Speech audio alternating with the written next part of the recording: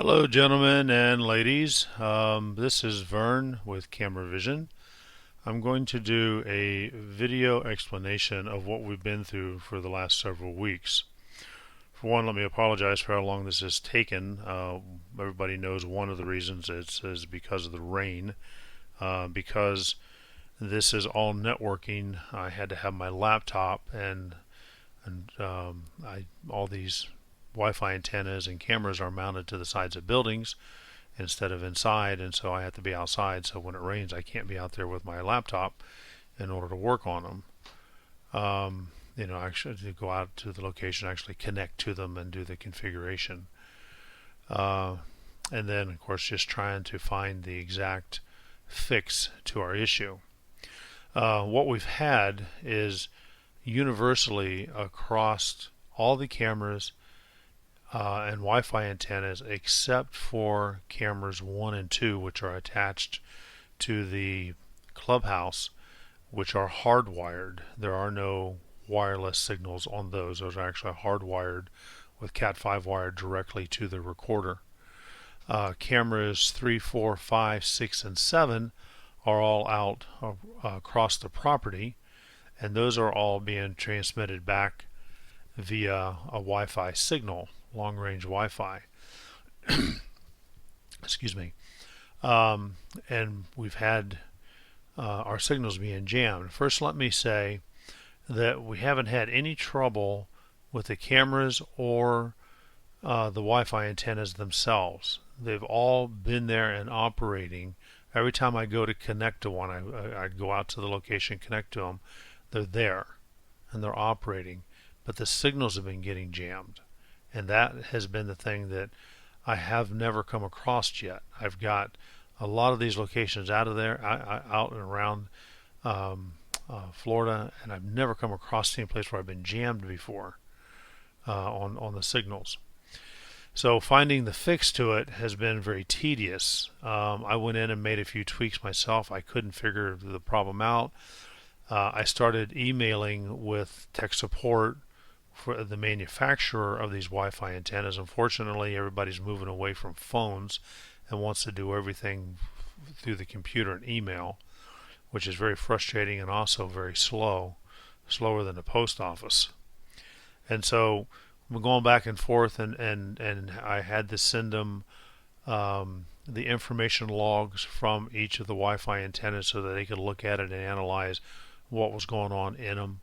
And then they sent me back some recommendations, and I talked to my distributor who has a lot of people coming back to them, with problems, obviously, other than just me looking for some information from them.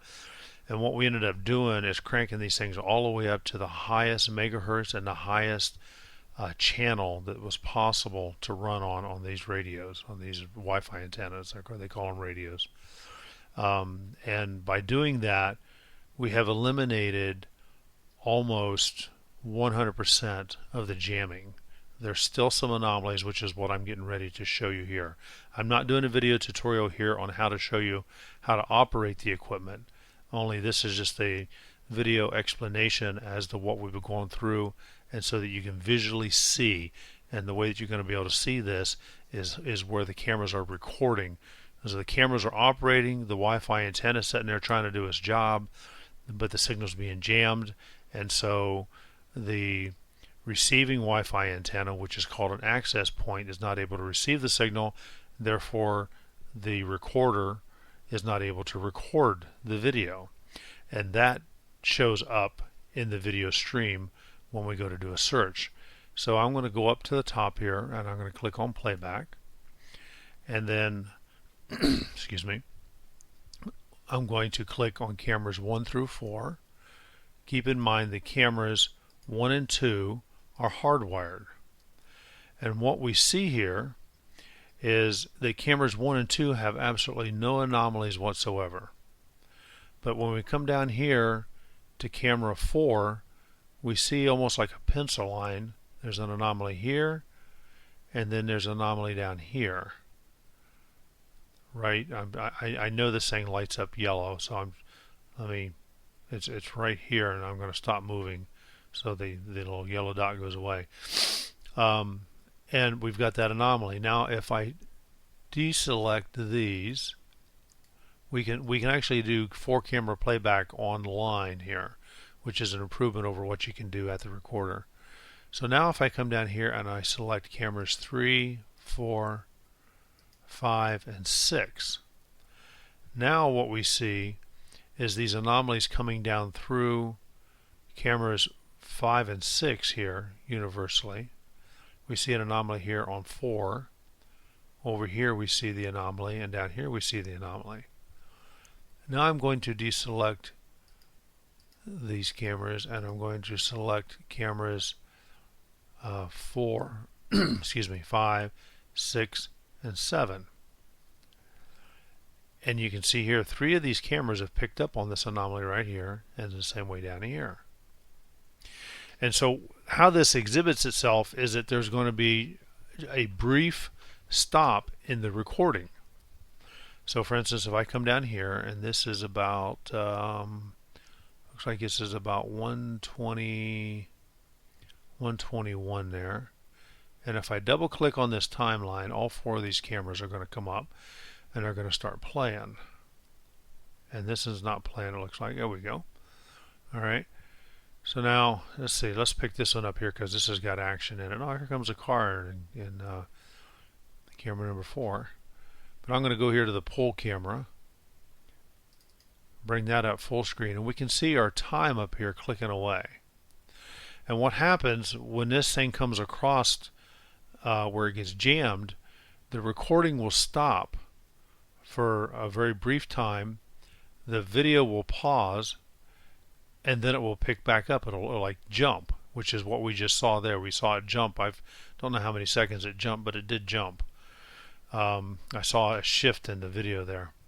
So this is how we're seeing that things are being jammed. Now, if I go back, now hang on here. Let me stop this. I know that when I go down here, I don't think you guys can see this where I'm at here because of the recording buttons, playback buttons that you guys have. So now what I'm going to do is I'm going to go back. I'm going to go over here. Notice up here at the top, it shows that we're here. This is the time and date. And so this is the 20th. So if I go to the 19th, it changes to the 19th. And if I click search, it's going to refresh this timeline. And we see here, this timeline here. Now, if I go back prior to where we were working, I go back here to the 7th and I click refresh. We see something very different. Okay? And see how much more frequent the jamming was in these here. We got places where it was just locked up for quite a while, and we got places here where it was just a lot of jamming, as opposed to what we have now, which is very few. So if I just go back through these, and I'm not sure what was happening here. I don't know if this is a power outage or what here, but we see that there's very few jamming. And I refresh it, and there's the 18th. We see that. So this is really as good as this is going to get.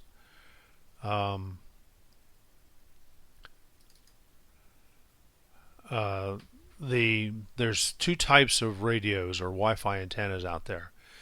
There's what's called an access point, which receives the signal. And then there's what's called a bridge. When you look at them physically, they all look the same, and we're able to program them to operate in whatever mode we want them to operate in, whether we want them to operate as an access point or a bridge or a repeater. And so we have access points and we have bridges. The access point receives the signal. The bridge sends the signal. So we have 2 access points on the clubhouse, and we have 2 more access points out on the property getting around the buildings, which are very short runs. And then we have 4 bridges, I'm sorry, six. We have six Wi-Fi antennas in the bridge mode. And so what I found is that all of these universally was having this issue. They were all being jammed and not operating for great periods of time. But when I would go to them and hook up to them, they were there, they were operating, but they just couldn't send a signal. They couldn't send it. And I would go to the access point and connect to it, and it was there and it was operating, but it could not receive the signal. It just acted like it just wasn't there at all. A little rabbit trail here. If you're looking at the time on these wasn't set back here on this date. Let's see, where are we at? We're on the 18th. Yeah, this is before I was working on these. So the all of the Wi-Fi antennas were having the same issues, and so when I got in contact with the tech support and was able to get some information from them, and went back in and started making some changes, and found a couple of radio. I programmed an access point and I programmed a bridge with the new settings, and then I waited a couple of days to see how those were going, and those appeared to be working pretty good. And so then I went back and I started programming I programmed a few others, and those seemed to be doing good. And so then I went around universally to everything, and I reprogrammed everything to the new settings. So all the radios are operating at a 5 megahertz at the highest channel, which I think is 5840 on the channel. This has been a very frustrating thing for me. I appreciate your patience through this whole thing. I know we've had a lot of delay due to the rain, but then also a lot of delay going back and forth email and trying to figure out what the solution is. I've got a lot of these long-range Wi-Fi installations around that I could take you to, I could show you, and always with every one of them, I have had zero issues. I was very apprehensive the very first one of these I did. I thought they were going to be an absolute service nightmare, and they were just proved out to be so solid that I've gotten a lot more confidence in them. And then I run up against your installation. Obviously, the difference with your installation than the others that I've done is, one, that we're underneath a direct flight path for the landing strip for the Bradenton-Sarasota Airport. Secondly, is it all of the water meter radios. I don't know what signals those guys are blasting out at and how strong they're blasting. I don't even know, maybe they're breaking FCC laws or something with what they're doing, but they seem to really be pushing out something, because we have a signal coming from each individual unit broadcasting out to a repeater, and then a repeater from each building broadcasting back to the clubhouse, which is aimed directly at where we have our access point Wi-Fi antennas. And so it's not like they're just crossing paths, but they're actually being aimed at the very same thing that we're trying to aim our signals at. So logically, that says that, if there's going to be a problem, we've given an ideal situation to have that issue, because we're aiming multiple sources at the very same point, and we're trying to separate those signals out. But I don't have those issues anywhere else. When the units lose power, and then they get power, they come right back up, they reestablish a connection, and they just go right on. On Wednesday, the 19th, which is yesterday, when I was there, I think it was around noon, the gate repair people were there, and I think they had the power off to the gates for a while, and therefore a couple of the cameras were out there. Cameras, I think 3 and 4, were off due to that power outage.